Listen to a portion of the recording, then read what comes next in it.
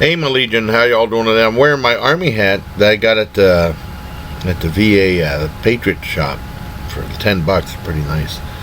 And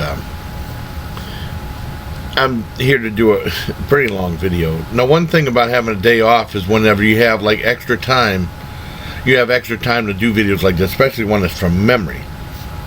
And last night, I actually did 2 live streams. I did one that was earlier in the night, and then I decided to do like a late night one because I was just curious. I asked if Kweeny Todd, my friend Kweeny Todd, wanted to join me as a guest, because I've been on a couple of her Google Hangout things she had. She does ones for long. She does some long ones. And she said, sure, and gave some time and stuff like that. I tried to do it around midnight, so I thought it was a cool time. And usually the talk would be around horror, and also went into the comics too, which was cool. And along that time, my friend Howie Cat was on there, and we were talking about Fantastic Four and Herbie the Robot and how much he sucks. And he had a good rumor said, like, the rumor about Torch not being a fan was not true. They said that him having Torch, they were afraid kids were set for fire. That wasn't the rumor why they didn't have him on there. The rumor they had on there was fire was tough to animate, which I didn't know about. And he was talking about there was like a bunch of Herbie jokes in the comics, which is pretty cool. And he mentioned something about Thing Ring Do Your Thing, and I couldn't remember it. And then I after the thing, I typed it in. I watched the clip on YouTube. I remember it now. I had to jog my memory, and I put that on his thread about that. And also, that was cool seeing the Sonlin Victor saying Herbie sucked too. And what else was there? I also put some on a thread.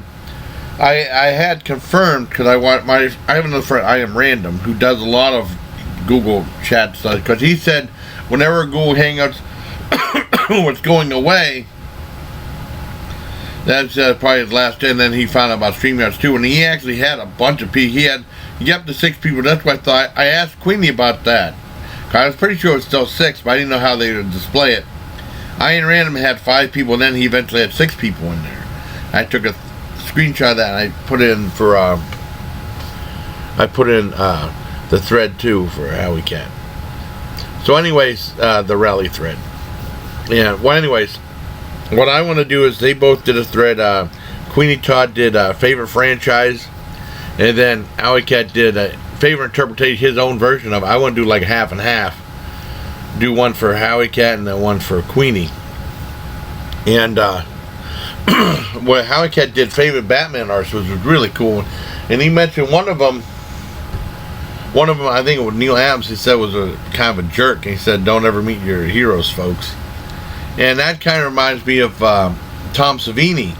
And I always admired him as a makeup artist and stuff like that, But I found out about him in the 80s, I guess, because when they used to have the Horror Fest, I guess he's kind of a jerk. And then Mavis didn't want him back because he was at one booth, and some kid was looking around and said, and Tom Savini looked at him and said, kid, if you're not going to buy anything, get the F out. Or something like that to him. And then Mavis didn't want him back. Well, anyways, what I want to do is talk about favorite interpretation. I'll go favorite franchises. Favorite interpretation, with all the talk about this new Joker movie coming out with Joaquin Phoenix. And I like Joaquin Phoenix, the actor. Now, this movie looks incredibly different. Someone said it looks like Joker, if directed by Martin Scorsese. It looks incredibly different. It might divide fans. I don't know. It might be some to love it, some to hate it. I don't know. It might be one of those types of movies coming out.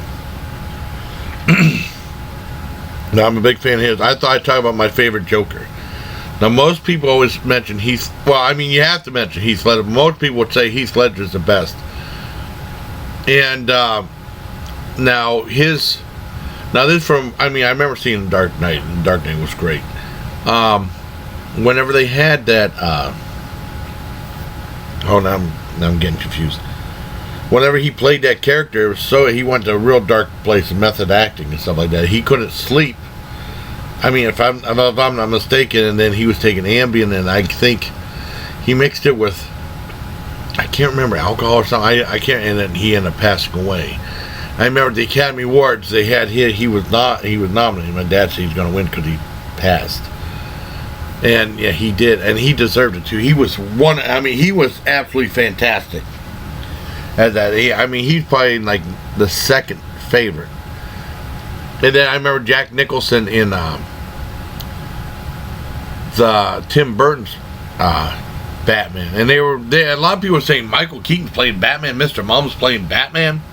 But I thought he did a wonderful job. I mean, because no one, he did a few serious things, but he was mostly a comedic actor at the time. And he was one of, but I mean, some people complain and say it was more about the Joker than it was about Batman. And then I think Jack Nicholson, classic actor, probably maybe like the third best. But the first best in my heart is the one I grew up with as a kid from the classic show. Now, I was born in 68, so this was in syndication in the early 70s. Now, the old house, it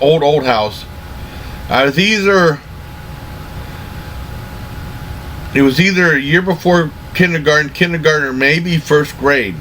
They had a show, and then I remember, I think I used to read in the TV Guide, they had an ad, and they said the Joker's going to be in the next episode. And I wanted to see it, but I was also a little scared. The character, I thought maybe he'd be too scary. I didn't say nothing. My parents say they wouldn't allow me to watch it. I didn't say nothing about that. I mean, because he's like just a villainous character, so I thought he would be scared. I was a little nervous to watch it. Now, and I watched with Cesar Romero, and I absolutely loved it. I liked how gleefully evil he was. The sense of humor. That's who I grew up with. That's who Batman was until you saw. The Joker was until you saw Jack Nicholson play about live action. So Jack Nicholson played him, and I thought he was absolutely wonderful. That's who my favorite. And I found out later that he refused to shave off his mustache. And then he had just a makeup paint on, which is also pretty brilliant too. The thing that's kind of sad is if I see someone do like a top 10 thing of Jokers, I always say, thank you for including Cesar Romero, because these young kids wouldn't know some of the older stuff. And I'm glad they did. And I'm glad a lot of them put him up pretty high. But he's my favorite. The Joker, I thought I would include that because, like I said, the Joaquin Phoenix Joker movie is coming out. I definitely want to see it. I think the voice work that Mark Hamill does to the animated Joker is fantastic as well. I mean, it's really cool. I mean, I really like Cesar Romero's work, and I love that. I remember seeing that. I did not see the. And I became more appreciative of Cesar Romero as an actor after seeing him in that, And what else was it? I mean, I remember. Now, I knew there was a Batman movie. I rented it, and then they played it at the kids. Whenever Batman became famous, they played the '68 movie in Germany, because that Tim Burton one came out in Germany for like the kids show. I should have wanted to see that in the theater too. I regret not doing that. And they also had they used to have midnight movies Saturday night. They had. Cause I saw Heavy Metal for AFN, the uncut version, on VHS, because it was tough to get on VHS, and they had it at the midnight movie. I regret not seeing Heavy Metal in the theater. That would have been cool. But I mean, that's my favorite interpretation of the Joker, Cesar Romero playing it, because that's who I grew up with as a kid watching, because they were talking about. I remember they had Tim Burton's came out with Planet of the Apes back in 2001 or something like that. And Michael Clark Duncan was on there, and he was saying, this blows the old one away from '68. That's the one that's in my heart. That's the one I remember as a kid. Sometimes the best ones are what you remember as a kid, no matter what. And that's definitely with Cesar Romero. He's my favorite Joker. And I mean, but going back to Heath Ledger, like you said, I was talking about some other stuff about, can't can't remember how it came about, the Joker stuff. Oh no, about Google Hangouts. And Bunsom's, my 5th subscriber, did like a Harley Quinn. She had a Harley Quinn outfit, the Jester one. And she did a Google Hangout for someone who called himself, there was some people imitating Joker, and this one guy that, I mean, she was friends with someone else who did a Joker thing, and her and him did like some things together, but those videos are no longer there, available. And this one guy did a joke, and he did like the Heath Ledger type, and you know, and then he left, and he took down his channel and stuff like that. He left to do professional wrestling and become a filmmaker.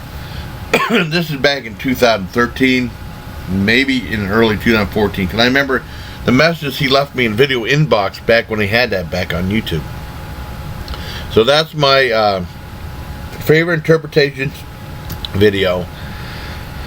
And if anyone's interested in doing this, favorite interpretations, favorite franchise tag, I'm combining them. You know, you're free to do so. You have a love of movies, whatever, it's cool. You're more than welcome to do so. I'm going to send this to Kweeny Todd and also my buddy Howie Cat too as well. Well, anyways, the second part is Queenie's what is it? Queenie's horror franchise thing, and she has a list of 25. Okay. And she said what her favorite was. Like, thank you again for being on there. Like, I mean, I'm not telling a secret. She suffers from chronic illness. I guess she has a new channel out, so definitely go check that out. Subscribe to her, and definitely subscribe to Howie Cat too as well. And she said she needed a little bit of time to take a couple of pain meds before she was on able to do a live stream with me. And I said, would 40 minutes be okay? And she said, yeah, that'd be good. And I appreciate her coming on there. And and she's tough, and she's a good person too. So this is like a list of 25 franchises. There's actually far more franchises, but list what one's your favorite of all of them. And I can I can copy and paste this and put this on mine too if you're interested in doing this. Oh, and like I said, with Howie Cat's favorite interpretation, it could be like artist or whatever franchise, or favorite James Bond type actor. Like he was saying, anything, And anyone who wants to do this half and half tag, it's fine with me. All right. Let's see. I might send this to Jekyll and Hyde Club if they want to do it too. The first one's Friday the 13th. My favorite one is part 5. They said that was directed by a guy who did like erotica or something like that, and he said it was pure exploitation, but I love that one. That's my favorite. Some people disagree with me, but I think that's a fun movie. I mean, I like almost all the Friday the 13th. That's my favorite. Halloween, I loved the second one. I liked the aesthetic of the hospital. I thought it was really scary how they made her look so isolated. That was a very physically demanding role for Jamie Lee Curtis. I liked how they had the empty hospital and stuff like that, how scary it was. Mine's the second one. Nightmare on Elm Street, I don't know. I'd probably say Dream Warriors, because I thought it was cool how they used pop culture and stuff like that, and they did it the way they did with the people actually fighting him. I thought that was really cool. I liked that one. Texas Chainsaw Massacre, definitely the first one, the Tobe Hooper one. Well, he did the first one and the second one. And I remember they had something on IFC a long time ago. I remember taping it because I already had a VHS copy of Texas Chainsaw through Good Times. I remember they just played an audio commentary of the movie with him doing commentary. I remember taping it and watching it. And he said that he thought it was going to get PG, and he said that he was shocked he wanted a PG, he didn't want an R rating. But I helped the movie out, and then it was just the title was so notorious, I wasn't allowed to see that for the longest time. I could see the second one, I couldn't see the first one. It didn't make any sense. The second one's far more gorier than the first one. And a lot of the gore in the first one is implied, but there is some. And then that's the one with they used a movie quote to help sell the movie, where Rex Reed says the most terrifying film he's ever seen. And they kind of did it with Evil Dead, saying Stephen King saying the most ferociously original film ever made, horror film ever made. So definitely the first one, Texas Chainsaw. Child's Play, I'll say the first one. Even though I went into satire, but I mean I like the direction it's gone to. I have not seen the new one, but people want me to see it though. I mean, it might be a good remake in that time. Phantasm, definitely the first one, and also close tie with the second one, because I love the second. I saw the second one in the theater. I love the second one too, but I'm going to say the first one. Scream. I've seen the first 3 ones. I never bothered to watch the fourth one. I started watching the fourth one. I never finished. I probably watch the fourth one sometime. I've seen all the first 3 Scream movies once, and I don't know. I kind of lost interest in the Scream movies. I think it hurt the horror films for a while, because there wasn't a whole lot of horror sequels after that, horror movies after that, except for I Know What You Did Last Summer, except for the Independents, of course. And then Jason X came out and they started cranking out the other ones again. and the scary movies. But I'll say the first one. And I saw all those at the theater, except I didn't see the fourth one. I gotta watch the fourth one sometime.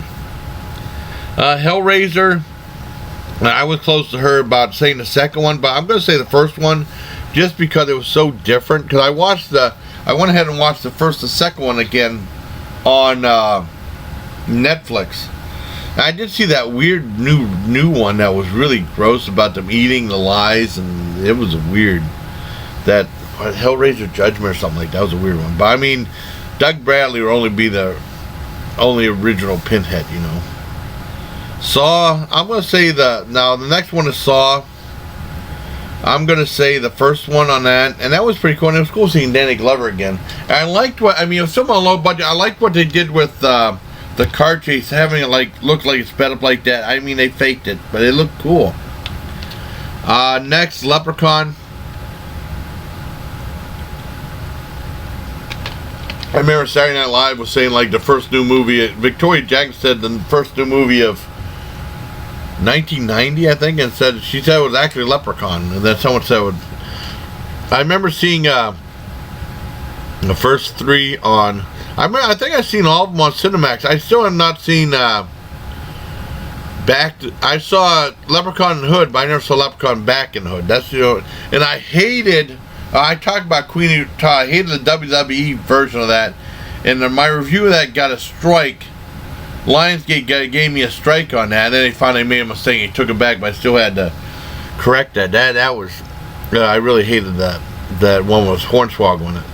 As far as Leprechaun, I liked the second one. I thought the second one was a lot of fun. I only saw it once though. But most of the Leprechaun movies I saw were on, I think I saw them all on Cinemax except for Back to the Hood. Hannibal Lecter, which means the Silence of the Lambs type movies. I'll say Silence of the Lambs. Also Manhunter, because I mean those are both great. I'm going to say Silence of the Lambs.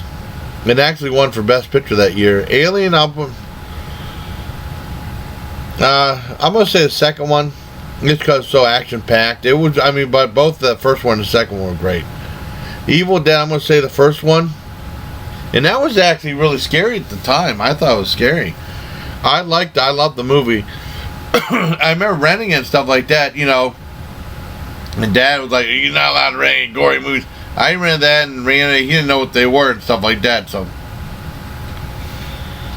You know, but that was definitely that one. Psycho, definitely the first one.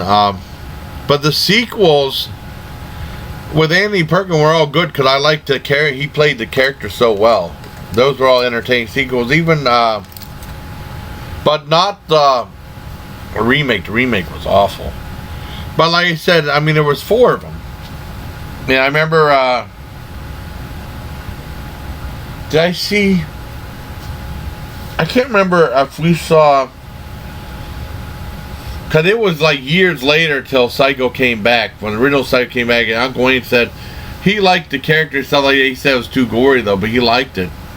And then they made a couple sequels. But they had the original in 60 whatever, it's 1960. I think that might be the original Psycho's the original slasher film. I think. Even though they might say Halloween, but I think Psycho was the original slasher. Definitely the first one. What was I gonna say? Definitely the first one, because I could imagine like the audience's reaction to the show. We even talked about Queenie's show about that. Wrong Turn. I've seen the first 3 Wrong Turns. I haven't seen any other ones, but I mean, I like the series. I definitely say the first one. The second one was cool too, from a blood and guts point. But I think Kweeny Todd liked it first. I think the first one had a lot of tension. I think Kweeny Todd, you'll like those. The third one got silly. Was kind of silly. But I mean, they had good kills in it though. I haven't seen the other ones. 4 or 5. I think it might be 6. I definitely want to see those. Amityville Horror. I saw the first one on TV. I saw some. I'm going to say Amityville 2: The Possession, because I mentioned that. Now, I don't know if Queenie said the sequel she said was terrible. I don't know if you thought that one was terrible. But I liked that one too. I liked the first 40 minutes especially. I thought it was really scary. And it was even mentioned by Wayne Fabra, the drummer from Necrophagia, or at least back then. They did, Jim Van Bieber did a video called Necrophagia Through the Eyes of the Dead. Is this still recording? Wait a second. It would suck if this actually shut off. Oh no, it's still recording. It's going to be a long video. Okay.